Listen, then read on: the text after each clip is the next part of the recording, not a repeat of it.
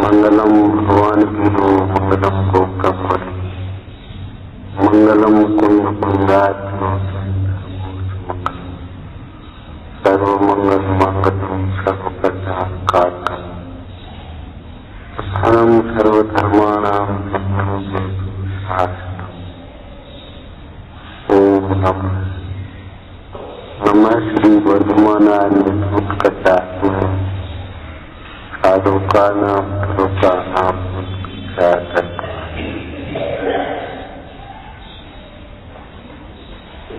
वस्तु निर्णय करता है निमित्त संबंध कहाँ बनता है, कैसे बनता है, समझना चाहिए। सत्संगति और कुसंग कितनी सूरत चर्चा है। संगत पाए कुसाद की सज्जन होए मली,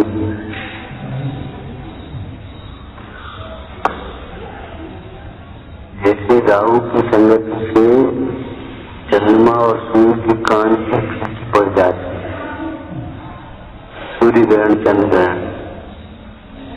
उसी प्रकार कुसंगति से, लौकिक गुरुओं की संगति से और बुरों कुसंगति मन क्या, विषय की जिसको रुचि है, दर्शनों की जिसको रुचि है। और ये बहुत महत्वपूर्ण बात है, सुनो सामने विकथा कुसंग चला बैठ गए, बर्बाद करने लगे सोच अप्रयोजन। ये है कुसंग का संस्कार। विकथा की जिसको रुचि है वो कुसंग कहलाता है। धर्म कथा करो, विकथा से तुम्हें क्या मिलेगा? सुनने वाले का भी जीवन खराब हो गया, सुनने वाला।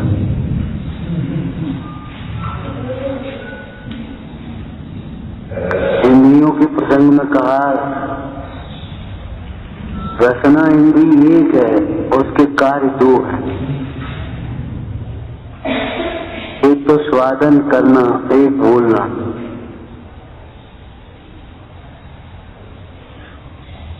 रसना इंद्रिय माने स्वाद में जो आसक्त है वो तो अपना ही बिगाड़ करेगा, लेकिन जो चर्चा कथा में आसक्त है वो तो अपना और पराया दुनिया का पता।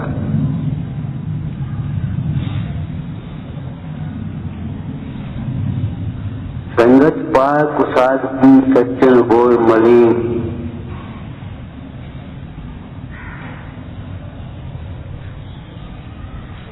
ऐसा जानकर हे भक्त तुझे अपना हित करना है, लौकिक जीवों की संगति को छोड़। और जबरन आ पड़े तो वहां सावधान रहो।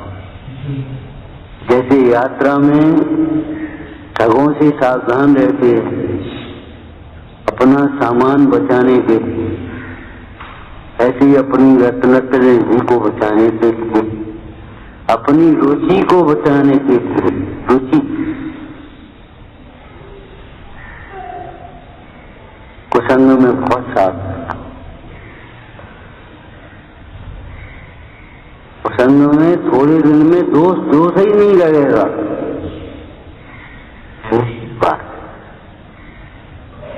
अपन भी वैसे ही हो जाए, पता ही नहीं पड़ा। अनादिकाल के मोह के संस्कार हैं तो अपन भी वैसी भाई धर्म में डर जाएंगे, बह जाएंगे, वही प्रभाव है।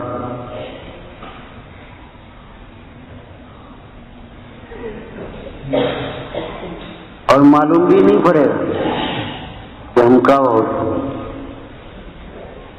ये गंदी बातें कहां से आ गई हुआ मन में, पता ही नहीं पड़ेगा। वो संग से सज्जन भी मलिन हो जाने लगते,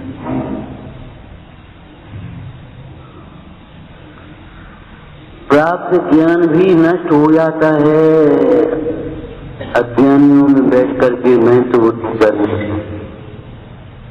हम इन्हें पढ़ा रहे, तुम इन्हें क्या पढ़ाओगे, तुम तो पढ़ लो। पढ़ाना माने किताब पढ़ाना मान लिया। तुम्हारे जीवन में अगर आचरण नहीं है, प्रमाद है, तो क्या पढ़ाओगे? प्रमादी बना दो, अहंकारी बना दो। कभी विचार भी मत करना पढ़ाने का जब तक पढ़ न जाओ।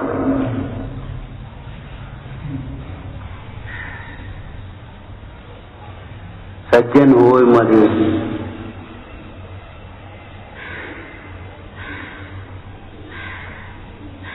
तेरे परिणाम मलिन होंगे, तेरी भाषा मलिन होगी, तेरी क्रियाएं मलिन हो जाएंगी। कुसंग से, लौकिक जीवों की संगत।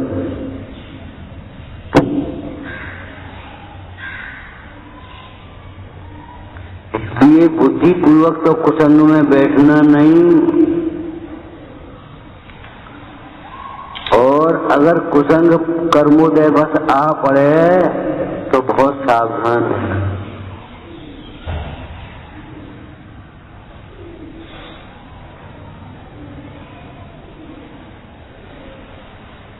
सावधान रहने का मतलब भयभीत रहना नहीं, अपना अंश पर में मत मिलाना, अपना परिणाम उसमें मत मिला देना, और पर का अंश अपने में मत मिला देना। आज हमारे बच्चों का यही तो गड़बड़ है, जाते प्रवचन करते सेठों के यहाँ ठहर गए और देखा उन्होंने और बस उसमें बह गए, अपनी छाप वहां नहीं छोड़ते और वहां से ले आते। पैसा कमाना चाहिए, पैसा कमाना चाहिए, और पैसे लोग पढ़ा देंगे धर्मो वर्धनीय, धर्म ही बढ़ाना चाहिए, धर्म ही कमाना चाहिए, और वहां सीख जाएंगे सब काम पैसा से होते। और यहाँ पढ़ाते रहेंगे रे पापी, पैसा धन तेरे कमाए हुए नहीं आता। शास्त्र पढ़ करके ये सुना देंगे, अंदर में ये भीतर बैठी है तो अर्थ का सम्मान देख करके सम्मान सब चाहते तो बस अर्थ की ओर मुड़ जाए। हमने क्या कहा था 2-3 साल बाद, लाइन देखने का लाइन, ये लाइन नहीं है लेना, अभ्यास करना, व्यक्त होना, समाज सेवा करना, हाँ वो लाइन भी नहीं है। खुद सिद्धू की प्राप्ति तो बहुत दूर गई, लाइन पकड़ने लगती। अंग्रेजी पढ़ लो, हिंदी शुद्ध आती नहीं, अंग्रेजी पढ़। बुखार आया तो क्या करेंगे, जरा से में घबरा जाएंगे, डॉक्टर के पास पहुंचाएंगे। कुछ नहीं आता, ABCD, और बस अंग्रेजी पढ़ ले। हमें पढ़ाई करने, रटाई पढ़ाई के ज्ञान को, रटाई पढ़ाई को, ज्ञान को मान लिया हमने ज्ञान।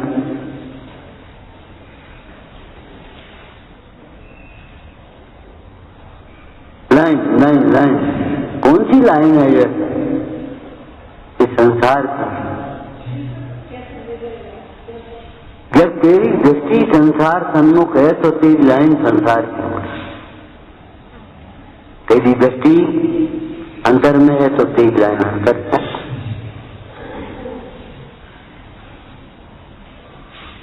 लाइन बना के खड़े हो जाओ, लाइन बना के बैठ जाओ। लाइन माने पीछे को मुंह कर लेना, लाइन बन जाएगी। लाइन माने सामने मुंह करो, ऐसे स्वभाव सन्मुख होना ये लाइन है मुक्त मार्ग।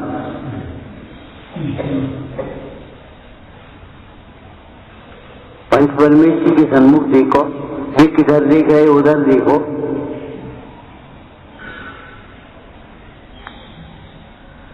विकथा करने वाला कुसंग है, ये समझ लेना। सब बहुत सावधान रहना, सुनना भी नहीं। राग द्वेष करतार कथा कहूँ न सुनी, सुनना भी हमें मत सुना।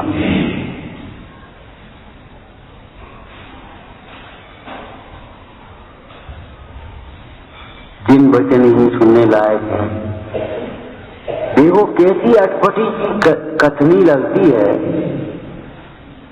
कुंद स्वामी ने और आचार्यों ने साधुओं से कह दिया, हे साधो गृहस्थों की संगति मत करना, और गृहस्थों से कहा रहे सदा सत्संग होता। डरा दिया, हमसे कह दिया इन्हें भगा दो, और इनसे कहा इन्हीं के पास रहो। अब बता, तुम समझे नहीं पाए, कुंद के अभिप्राय को नहीं समझे। संगति किसका लाभ है?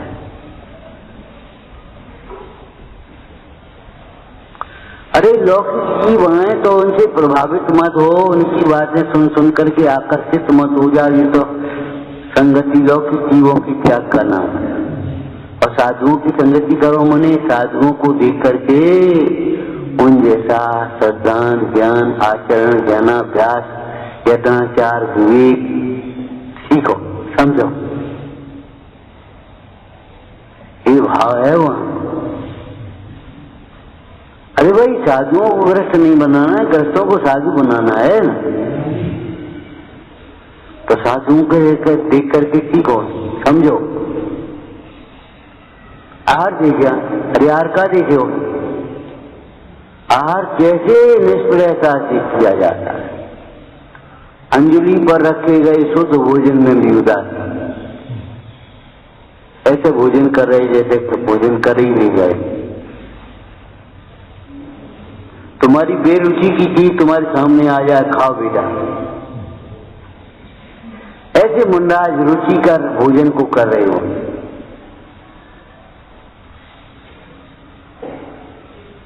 जैसे रोगी को कोई कड़वा काढ़ा जाता है, कड़वियों से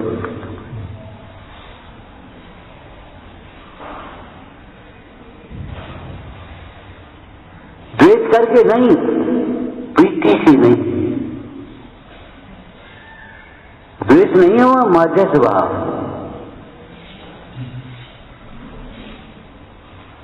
आहार देखना माने क्या है? आहार का देख रहे हैं? रोटी दाल साग भात का देख रहे हैं? हम तो चाट पकौड़ी खा रहे हैं। हम तो ये देखो कैसे शुद्ध भोजन में भी कितने उदासीन हैं। देखना अर्थात सीखना, देखना अर्थात सीखना। आहार कैसे किया जाता, कितनी निष्प्रयता, कितनी उदासीनता, कितनी क्षमता, नीरस और सरस भोजन में क्षमता। ये अगर देख करके लाए और हम अपने चौके में आइटम कम कर सके, आरंभ घटा सके, अनासक्त भाव बढ़ा सके, तो आहार देखना ठीक है, नहीं तो भगत फिर रहे पास।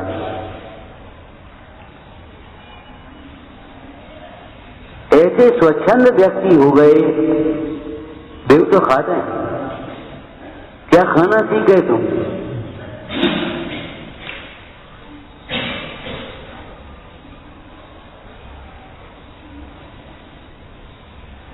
परिणाम मलिन हो जाएंगे कुसंग में रहकर।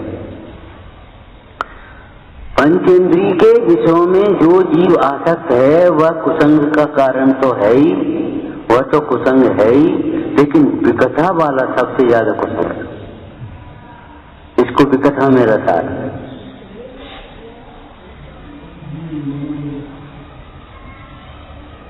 कभी विकथा मत करना, कभी।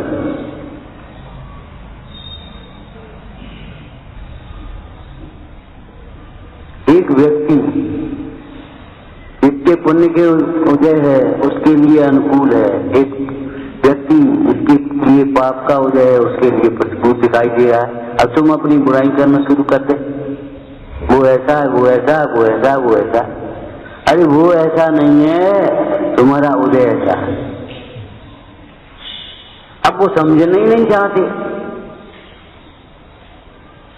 कुत्ते ऐसी निमित्ताधीन दृष्टि है, लाठी को पकड़ता है, लाठी को मारने वाले को नहीं देखता।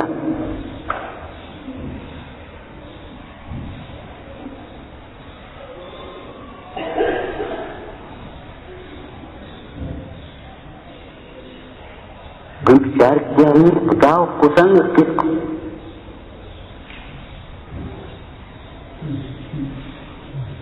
परिणाम मलिन होते, श्रुत परिचित अनुभूत, वही सुनते रहते, वही परिचय होता रहता, वही अनुभूत हो जाती। धीरे काम भोग बंधन की कथा, धीरे धीरे मन अपना खराब हो जाता है। धीरे धीरे कोई चिंतन चलने लगता, अपना मन नहीं लगता तुम्हारा किसी काम में। किसी काम में मन है, अच्छे काम में मन नहीं लगता। जब तुम्हारी मानसिक शक्ति इधर उधर चली जाती है, मन इधर उधर, तो इधर कहाँ लगेगा? छद्मस का उपयोग एक समय में एक जगह कार्य करेगा। अब एक जगह कार्य करेगा तो वहां जब लग गया तो यहाँ कैसे करेगा? ऊपर ऊपर से सुनते रहते हम, बस ऊपर ऊपर रह जाती है, क्या कुछ इतने कमजोर हम हो जाते हैं मानसिक रूप से, सूझता नहीं है क्या करें। अभी तत्वज्ञान तरंगनी हम देख रहे थे, वो है क्या करें, कहाँ जाएं, कौन की शरण लें, कहाँ पढ़ें, कहाँ से शुरू करें। इस प्रकार का विचार ये मोह है।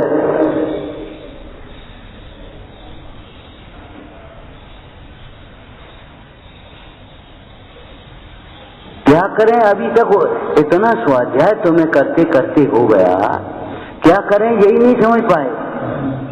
कहते हैं जिनवर कथित तत्व अभ्यास करिए, यही नहीं समझ पाए। पंचपरमेश्वर का स्मरण करें, यही नहीं समझ पाए अभी तक। हमसे पूछ रहे हो क्या करें, उनसे पूछ रहे हो क्या करें, तो बताओ क्या करें? क्या घरे चलिए, क्या करें, पता समझ में नहीं आए। घर में कौन से क्या, घर में कर्म नहीं आएगा, तुम्हारी परिणाम का फल मिलेगा घर में भी बाहर में।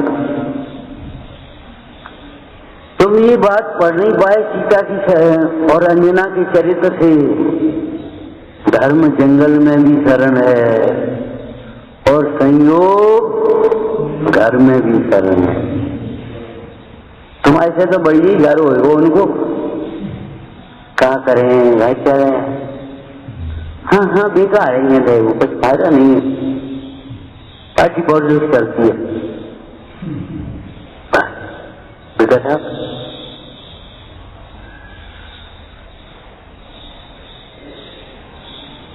और पता नहीं पड़ता कि हम कर क्या रहे हैं, हमने कौन सी पाप करे, हम क्या पाप कर रहे हैं। द्रव्य पाप को पाप मानता है, भाव पाप को पाप नहीं मानता।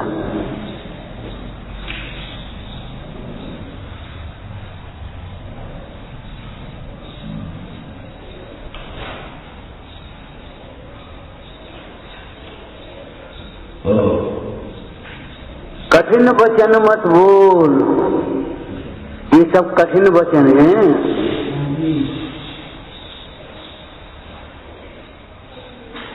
ये सब कठिन वचन हैं।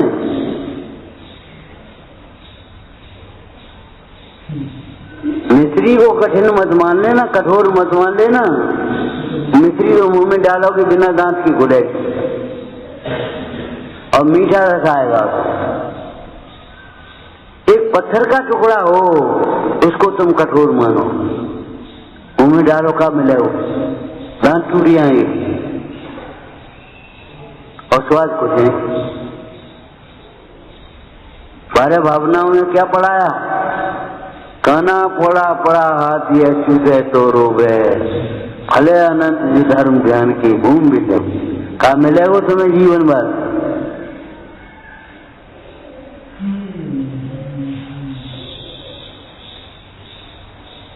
ये खुश हो जाएंगे तो क्या मिलेगा तुम्हें?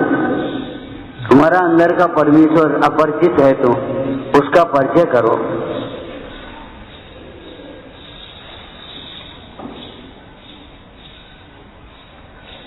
स्वरूप की दृष्टि और पंच परमेष्टि की भक्ति कभी न छूटे। छूटी के समझ लो कि बुरे दिन आए, शुरुआत हो गई दुखों की। पंच परमेष्टि की भक्ति और स्वरूप की दृष्टि कभी न छूटे। कुंदकुंद स्वामी ने ये भावना भाई है। नियम साहब लिखते समय कोई सुंदर मार्ग की निंदा करे मास्टर में, सुनकर वचन पूछते अरे न भक्ति हो जिन मार्ग। उनकी बातें सुन करके, उनके असंगत प्रवर्तन को देख करके हमारी जिन शासन में अभक्ति न हो यार, ये अलग व्यवस्था है। इससे क्या मतलब?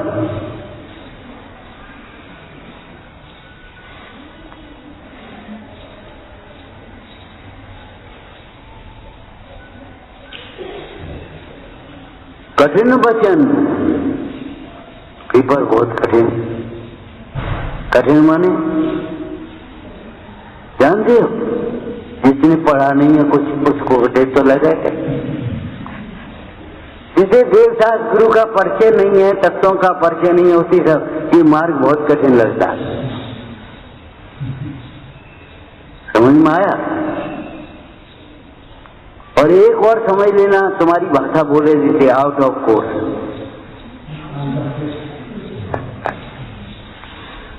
कि भैया पेपर कठिन है, क्या आउट ऑफ कोर्स है? सो तो नहीं, तो फिर तुमने नहीं पढ़ो। इसमें एक भी प्रश्न आउट ऑफ कोर्स तो है नहीं। अप्रयोजनभूत और प्रयोजनभूत का निर्णय कर ले। प्रयोजनभूत तत्व और बाद बाकी अप्रयोजन। अरे भैया, जब मोक्ष मार्ग कठिन होगा तो क्या संसार के मार्ग सरल होगा? और सही बात है, जिनको मोक्ष मार्ग कठिन लगता है उनके लिए संसार का द्वार खुलता है। जिनको संसार बहुत कठिन लगता है, हमारे बस की नहीं है, उनके लिए मोक्ष मार्ग खुल सके। हमारे बस की नहीं है, सभी संजाल लगे रह जाइए। जिसको संसार के कार्य कठिन लगते हैं उसको मोक्ष मार्ग सरल, मुक्ति का द्वार खुल जाता है। और जिसको मोक्ष मार्ग कठिन लगेगा उसको संसार मार्ग। भैया, आज तुमने एडमिशन लिया और आज उस पुस्तक को देखो तो तुम्हें सब बहुत कठिन लगेगी। और साल भर जब तुमने पढ़ लिया, गुरुओं की संगति में उसका मर्म समझ लिया, अब वही सब सरल लगने लगे। ऐसे ही ये सब कठिन लगता है मोक्ष मार्ग, लेकिन गुरुओं की संगति से अपने अपने बोलो क्या करें। अरे भाई ठीक है, ठीक है, और बोलो। ठीक बोले। अपने सम्यक अभ्यास से कोई सरल लगने लगेगा। कहते हैं चंबे की बात है, आज ये खाना है, आज ये खाना, आज इनको खिलाना है, आज इनको खिलाना है, ये पंगति करनी है, ये तो सब सरल लगता है। और आज कुछ नहीं खाना है, उपवास करना है। कैसी बात है? देखो, ये बोलना ये सब कठिन लगता है, सरल लगता है। और आज मौन रहना, कुछ बोलना नहीं किसी। ये अनाज काल का बहिर्मुखी अभ्यास का फल है।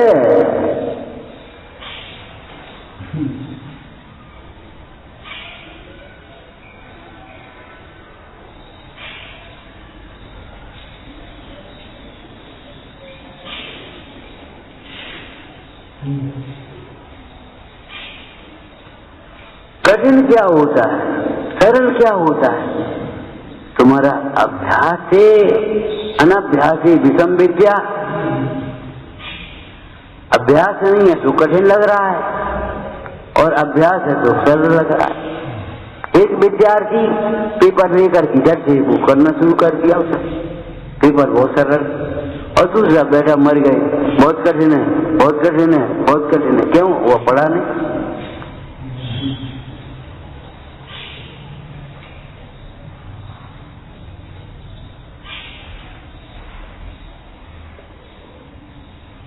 कठिन वचन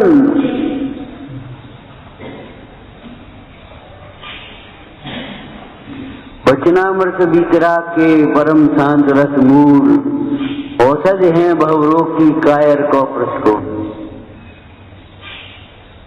उसी कठिन लगते हैं। उपादान और निमित्त को सरस बनो संवाद, समदृष्टि को सरस है मूर्ख को बकवास। उसे लगेगी क्या कहा?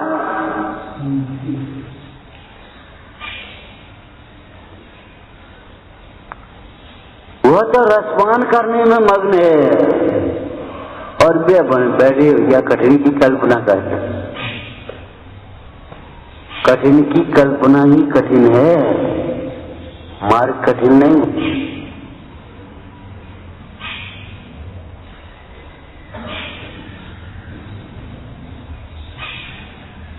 कठिन वचन व्याख्या करो। कठिन वचन एक एक शब्द सोचो। हिंसा के पोषक वचन कठिन वचन, अहिंसा के पोषक वचन सरल वचन, सरस वचन। जब सत्य आया तो ऊपर अहिंसा और नीचे अचौरी, अपरिग्रह और ब्रह्मचर्य आ गए। उसमें सब गर्वित हो गए, जैली दीपक हो गया। हिंसा के पोषक वचन जिसमें तेरा घात होता है, अपना घात समझना, दुनिया की घात की बात बाद में सोचना, पहले अपना घात। काय का तेरी ज्ञान दर्शन का घात होता है,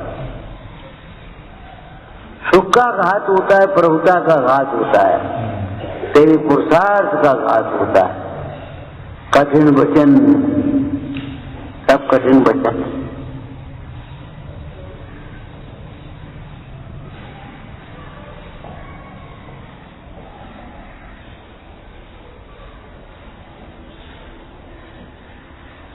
पंडित सदा सुखदास जी ने सिद्धांत जैसे विपरीत हो जाए ऐसे वचनों को भी असत्य वचन के अंतर्गत कहा।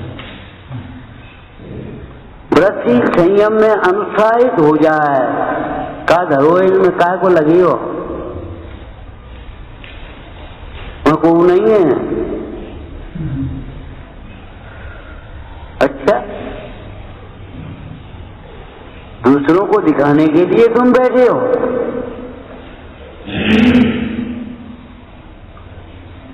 कि अपना हित करने के लिए बैठे हो। कोई हो न हो और को तो रुचिवान दिखे तो थोड़ा बहुत उनका है प्रेरणा कर दे, रुचि कर दे, उपदेश दे दे, बाद बाकी अपना तो ज्ञानाभ्यास अपने लिए है। कठिन वचन जितना पापोपदेश है, मोह के पोषक वचन,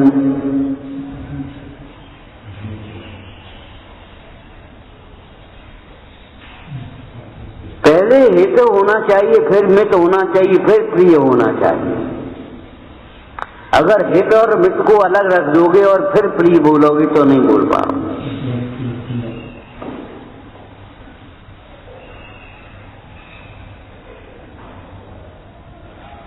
प्रिय वचन माने जिसका फल प्रिय हो, इष्ट हो।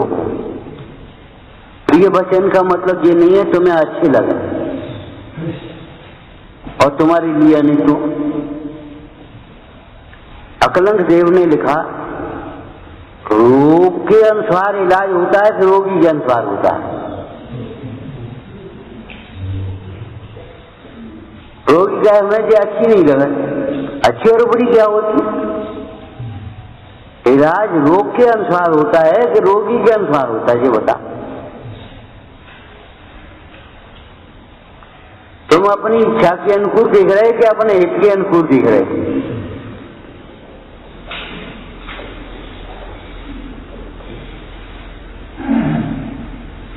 हमारी मान्यता विपरीत है, कमजोरी है, कमजोरी है, और डॉक्टर कहे लंघन करो तो तुम कह रहे हो कि नहीं, अरे वाह और कमजोरी बढ़ जाए। रोग तुम्हें कमजोर की है, उससे निकालने का तो उपाय नहीं है, और कमजोरी कमजोरी कमजोरी पकड़ रहे। मान्यता विपरीत है, ऐसे यहां समझ लेना। तुम राग को दूर करने का, कसायों को मिटाने का तो उपाय कर रहे हो, एक दूसरे को समझा रहे हो, लेकिन मोह को दूर करने का उपाय नहीं कर रहे। मिथ्यात्व की नाश के बिना कसाय कैसे मिट जाए? पहले मिथ्यात्व मिटता है, फिर अवृत्ति मिटती है, फिर प्रमाद मिटता है, फिर कसाय मिटती है।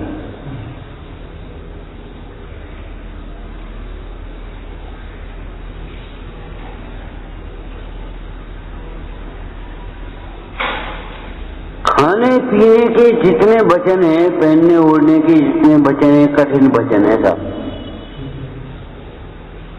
खुशी का उपदेश कठिन वचन है, परिग्रह का उपदेश कठिन वचन है। पापोपदेश में जहाँ शास्त्रों में चर्चा आई है, वहाँ हिंसा के पोषक वचनों की चर्चा की है मुख्य रूप से। तो वहां ये समझना चाहिए सारे पाप हिंसा में गर्भित हैं, और पुरुषार्थ उपाय की ये विशेषता है, पांचों पापों को उसमें हिंसा में गर्भित करके समझाया है।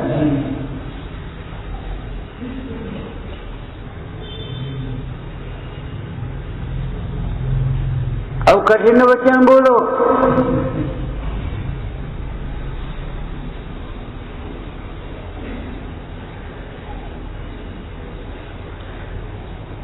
मुंडराज ने तो ये तक लिखा, अरे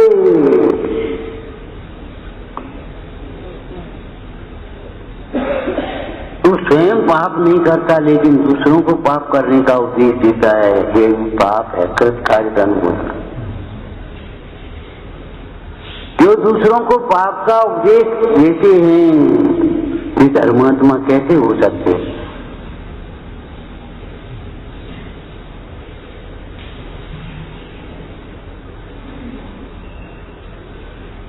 जिसको तुमने कठिन मान लिया वे सरल है, जिसको सरल मान लिया वो कठिन है।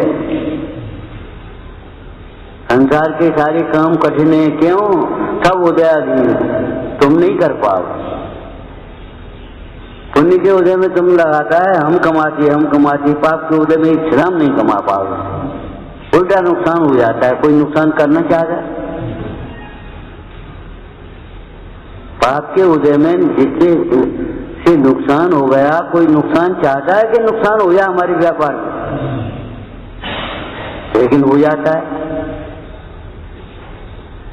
पुण्य के उदय में कोई उम्मीद नहीं है, कुछ नहीं है, तो भी लाभ हो जाता है।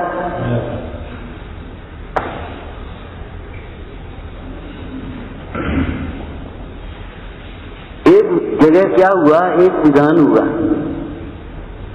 एक व्यक्ति ने कहा छोड़ो, अर्जुन बंद कर दी दुकान, सब बैठो विधान में। उसकी दुकान बंद रही और पड़ोसी की दुकान खूब चलती है, और उसके बाद तेजी आ गई, धरी धराई में लाभ हो।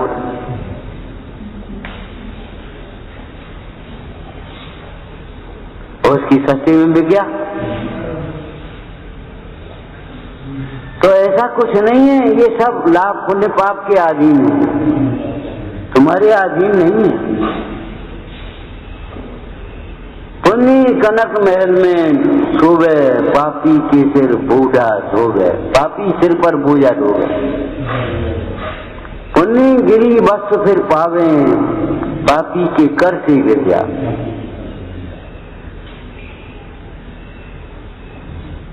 ये संसार पुण्य पाप की खेल है, तमाशा है।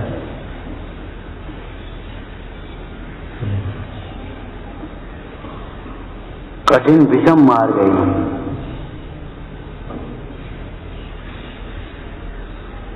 और ये मार्ग समता का मार्ग, आनंदमय मार्ग, आराधना का मार्ग, सरल मार्ग।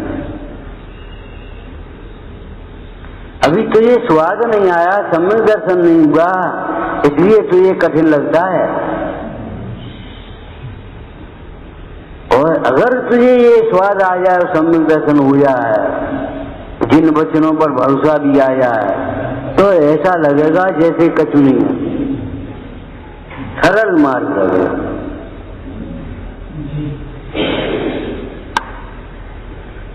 दुख का कारण कथा है, दुख का कारण पाप, और ये मोक्ष मार्ग पापों से रहित है।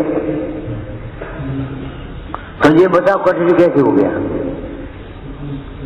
पुरुषार्थी की सिद्धि पाए में अंत में एक गाथा है, रत्नत्र बंध का कारण नहीं है कि महाराज सिद्ध करो, कि सिद्ध हम कर रहे। देखो सुनो, रत्नत्र बंध का कारण नहीं, मुक्ति का कारण। क्योंकि मुक्ति का कारण रत्न, वो बंध का कारण कौन होता है? प्रकृति बंध, प्रदेश बंध, स्थिति बंध, अनुभाग बंध। 4 प्रकार के बंध होते हैं। और प्रकृति प्रदेश बंध होता है योग से, और स्थिति अनुभाग बंध होता है कसाय से। और रत्नत्र न योग रूप है न कसाय रूप है। अब कैसे बंध का कारण हो जाएगा? रत्नत्र न योग रूप है न कसाय रूप है। अब ये बताओ जी, मुक्ति का बंध का कारण कैसे हो जाए? बंध के कारण के लिए पहले या तो योग रूप परिणमन हो या कसाय रूप परिणमन हो। न योग रूप है न वो कसाय रूप है। अकस्मात में यही तर्क देते हो कि नहीं? अगर बाई रोटी बनाए तो बाई को पहले आटा बनना पड़ेगा, आटा ही रोटी को परिणमित होगा, चकला थोड़ी हो जाएगा।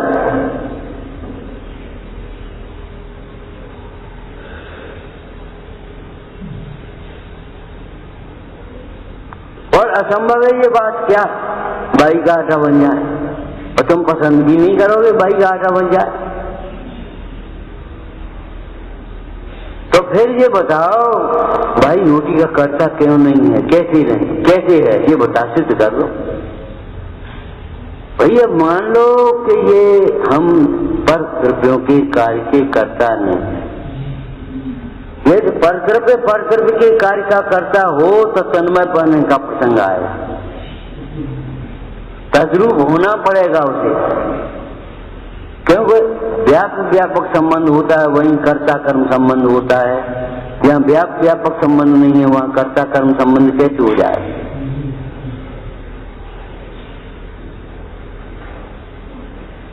ऐसा कैसे बंध कैसे हो जाएगा बताओ? क्या हो जाएगा? अरे ये बताओ भैया, प्रकृति बंध प्रदेश बंध होता है योग से, और स्थिति बंध अनुभाग बंध होता है कसाय से। और रत्नत्र न कसाय योग रूप है न कसाय रूप है। अब कैसे बंद हो जाएगा वहां? रत्नत्र धारक मुनीश्वरों को भी जो समाधि से स्वर्ग में जाते हैं, जो पुण्य का बंध होता है वह शोक योग का अवतार है, वो रत्नत्रय का कार्य नहीं। वे संयमी थे इसलिए स्वर्ग गए, ऐसा नहीं है। संयम धारण करने के बाद भी संयम की पूर्णता नहीं हो पाई, बीच में अपूर्णता बनी रही, ये स्वर्ग का कारण बना। जिनके रत्नत्रय की पूर्णता हो गई वे तो मुक्त हो गए।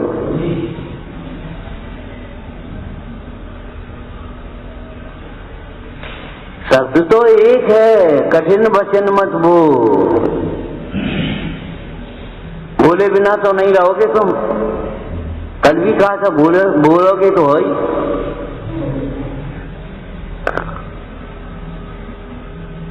नंबर 1 की क्या बात लिखी है? कल क्या पढ़ रहे थे तुम? अगर तुम्हारा पुरुषार्थ हो तो बोले बिना रह सको तो बहुत अच्छी बात है, वचन गुप्ती। और अगर बोले बिना नहीं रह सकते हो तो भाषा संधि का तो पालन करो, हितमित प्रिय वचन बोलो। अगर तुम नहीं करो तो महाव्रत, सत्य महाव्रत, किसी प्रकार का सत्य मत बोलो। और अगर तुम ग्रस्त भी हो, अनुव्रत भी हैं तुम्हारे, सत्यानुव्रत, तो भी बोलो। क्या लिखा है वहां? जैसे अहिंसा के प्रसंग में तरस हिंसा को त्याग वृथा था वर्ण सार, ठीक है ना? ऐसे ही सत्य में क्या लिखा है? अरे आगे ही लिखा होगा उसी में, 6 डाला में, पर्वतकार कठोर निर्णय नहीं वचन। ऐसे वचन तो बोलो मत बोलो का घाव करें, जिससे हिंसा हो जाए, जिससे चोरी में प्रवृत्त हो जाए, जिससे अनाचार में व्यभिचार में प्रवृत्त हो जाए, जिससे परिग्रह का आकर्षण बढ़ जाए, ऐसी वचन मत बोलो। अब सोचना, अपने ऊपर घटा करके देखना हम क्या कर रहे हैं, फल तो अपने परिणाम का मिलेगा।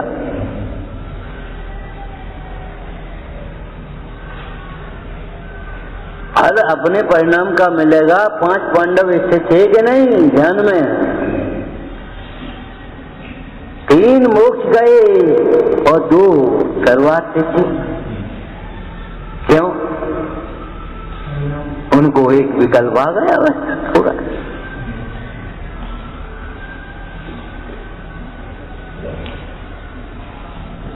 ये थोड़े ही है कि एक जगह बैठे हैं और एक संग खड़े हैं तो एक ही गति हो जाए। पिता मोक्षगामी और पुत्र नरकामी, पुत्र मोक्षगामी, पिता नरकामी। पिता पुत्र की बात ही नहीं है यहाँ, गरीब अमीर की बात ही नहीं है यहाँ, तो छोटे बड़े की बात ही नहीं है। बात तो जीव जीव है, अपने परिणाम का फल है।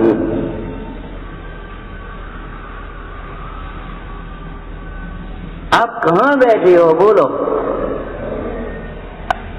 मुनि अवस्था में कि श्रावक अवस्था में? कहूँ तो बैठे हो। पर्वतकार कठोर निंदा नहीं वचन होता, ऐसे वचन मत बोलो, मुंह मत खोलो। देखो अगर मन में तुम्हारी दुर्विचार आ जाएगा तो तुम्हारा ही बुरा होगा, और वचन में अगर तुम्हारी खोटापन आ जाएगा तो सामने वाले का होगा। वचन की जो क्रिया है वो 2 में होती है, 1 में कहाँ होती है? पराधीन क्रिया है। जैसे दान और त्याग, त्याग में स्वाधीन है, हमें हो नहीं हो हम त्याग है। और दान के लिए वो वस्तु चाहिए जिसका हमें देना है, और कोई पात्र मिल जाए, कौन को दें, कैसे दें, ये महत्व की बात है। कैसे दें, किसको दें, ये भी महत्व की बात है। लेकिन कैसे दें ये भी महत्व की बात है। दात्र पात्र विशेषा विधि द्रव्य विशेषा तक विशेषा। अभिमान से मत देना।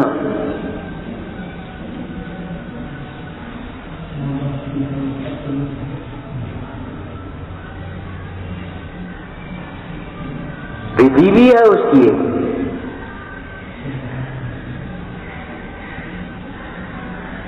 तब तो पंचाश्चर्य में रत्नों की वृष्टि तो है ही, लेकिन ये भी ध्वनि है, धन्य दाता धन्य पात्र। तो किसको धन्य कहेंगे? धन्य है समय सुबुद्ध जगोत्तम। कौन से किसको धन्य कहेंगे? तुम्हें सकल को थोड़ी धन्य कहेंगे। उनके परिणाम कैसे थे? ऋषभदेव को देखते उनको श्रीहंस राजा को, और वो बजरंग की पर्याय में आहार दान दिया था वो याद आ गया, श्रीमती की पर्याय में जो आहार दान दिया था वो याद आ गया। और एकदम और कुछ तो था नहीं, सुरक्षा ध्रुव डाली करके स्वामी ना आओ तो आहार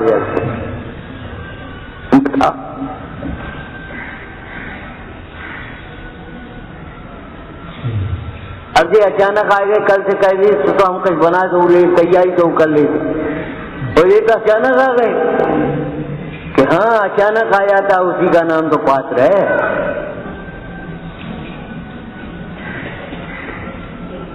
तुम्हें मौका ही नहीं मिला सोचने का, उद्दिष्ट बनाने का, उद्दिष्ट माने उनके निमित्त से कुछ बनाने का, कुछ अलग से करने का कोई मौका ही नहीं।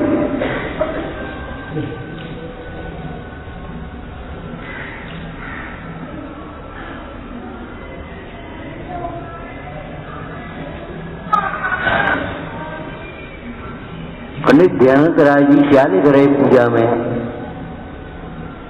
एक बात कही थी पहले, देखो भाई ये 10 धर्म केवल पूजना के लिए नहीं, प्रकट करने योग्य उपाधि है, समझने जरा तत्व है।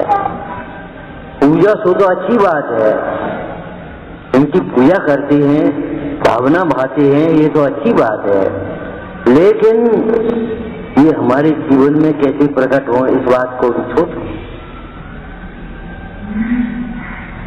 कठिन वचन मत बोल, बढ़िया तो ये है कि बोलो ही नहीं, लेकिन बोले बिना न रहा जाए तो भी कठिन वचन तो कभी मत बोलना, किसी अवसर में मत बोलना, किसी से मत बोलना। शास्त्राचार्य में क्या लिखा, ये कारो तू कारो कहू से नहीं बोले है।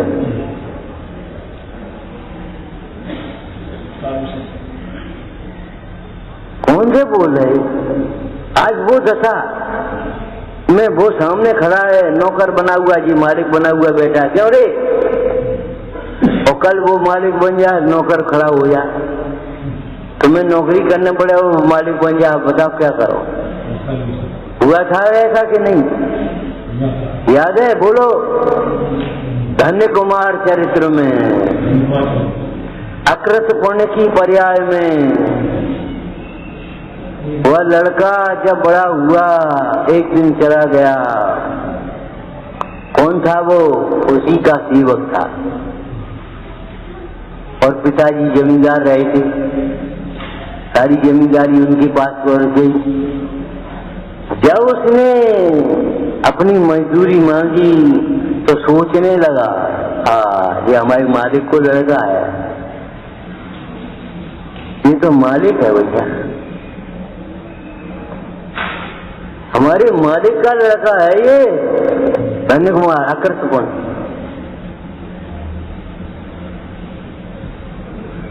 और सोचते सोचते भद्र परिणामी था तो विचार करने लगा, भैया देखो समय का क्या परिवर्तन है।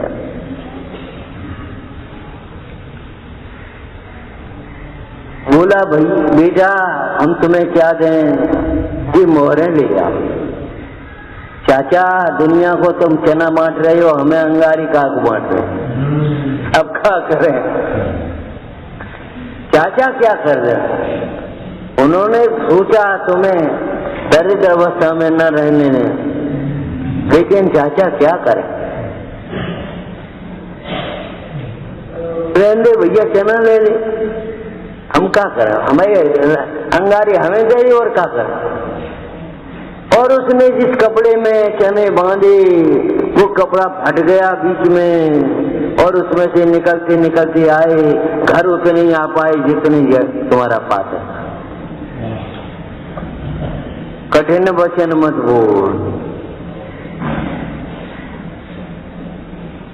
श्रावकाचार्य का ये उत्तम उपदेश है, जिसने वचन बिगाड़ा उसने सर्व बिगाड़ा।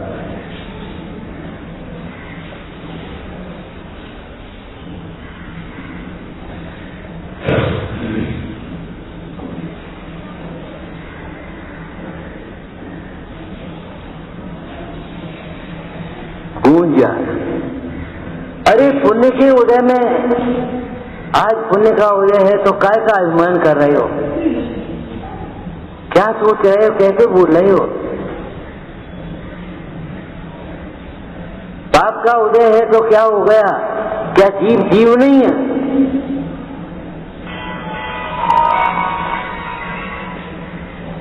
कौन छोटा है कौन बड़ा है?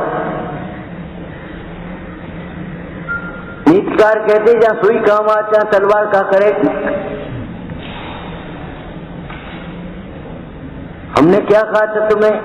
जिसको तुम बड़प्पन मान रहे, ये मकान कौन ने बनाए बता? ये मकान किसने बनाए हैं? गरीबों ने क्या तुमने? तुमने तो नहीं बना दिया। ये कमीज कौन ने सी है? ये चमचमे जूते की पॉलिश कौन ने की है? ये चश्मा किसने बनाया है? ये हार कुंडल मुकुट आभूषण कौन ने बनाए? गरीबों की गरीबी से धनी तेरा खजाना। क्या कह रहे? कठिन वचन मत बोल। अरे आगे तो पढ़ ले, क्या आगे कैसे पढ़ ले? अब इतना ही तो हो जाए। कठिन वचन मत। ओ मुझे तो इन बातों की खबर नहीं। मैं तो अपने बोल कितने बिगाड़ रहा था। काका बोल रहे थे, बहुत बोलते हैं जो नहीं सामने बोलते, पीछे बहुत बोलते।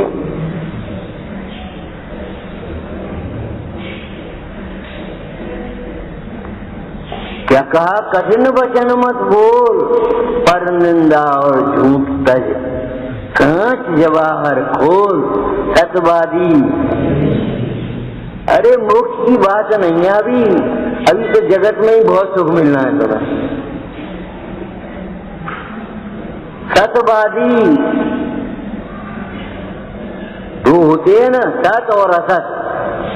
सत और असत होते हैं दो, एक और अनेक, भेद और अभेद होते हैं। ये क्या है? नित्य और अनित्य। ये क्या है? सब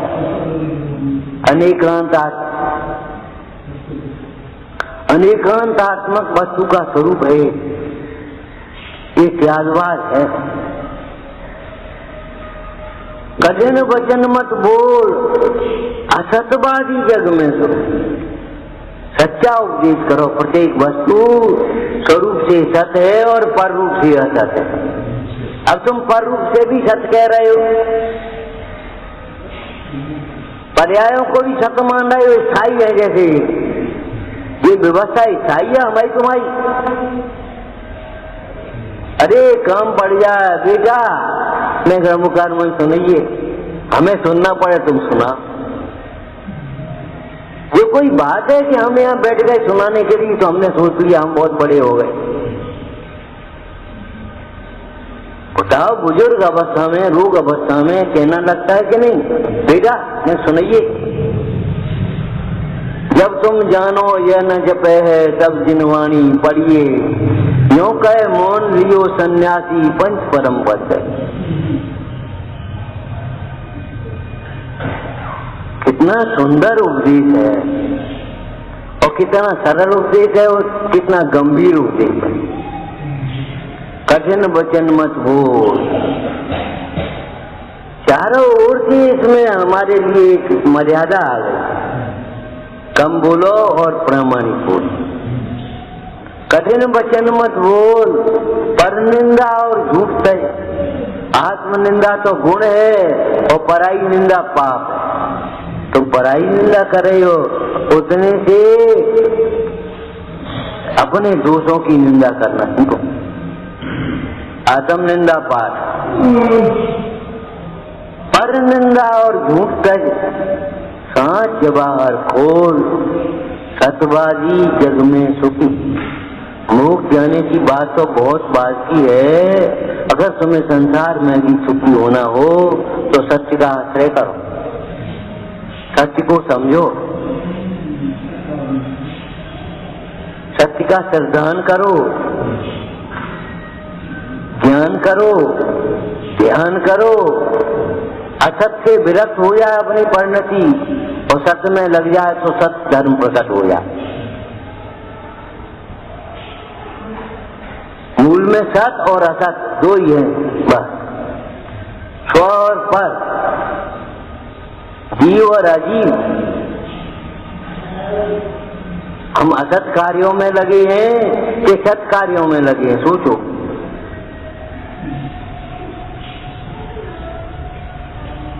क्या काम आएंगे ये सब?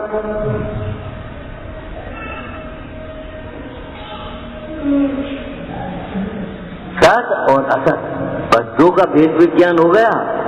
और रोमा स्वामी महाराज कहते हैं जिसे सत असत का भेद ज्ञान नहीं है वह उन्मत्तवत है, पागल के समान। उसके मति श्रुत और अवधि ज्ञान भी विपरीत है। जिसे सत असत का विवेक होता है उसी के ज्ञान सम्यक होता है। ज्यादा कम की बात नहीं। अब तुम्हारा ज्ञान कैसा है सोचो, तेरी परिणति किधर जा रही है सोचो। और अगर खोटी जगह जा रही है तो रोको, कहाँ जा रहा है? बच्चे को तो कहते थे कहाँ जा रहे हो। हम अपनी परिणति को नहीं टोकते। जैसे बच्चे को टोकते हैं ऐसे अपनी परिणति को टोकना सीखो, समझना सीखो, अपनी निंदा करना सीखो, अपनी गधा करना सीखो और मोक्ष मार्ग में आगे बढ़ो। ओम नमः।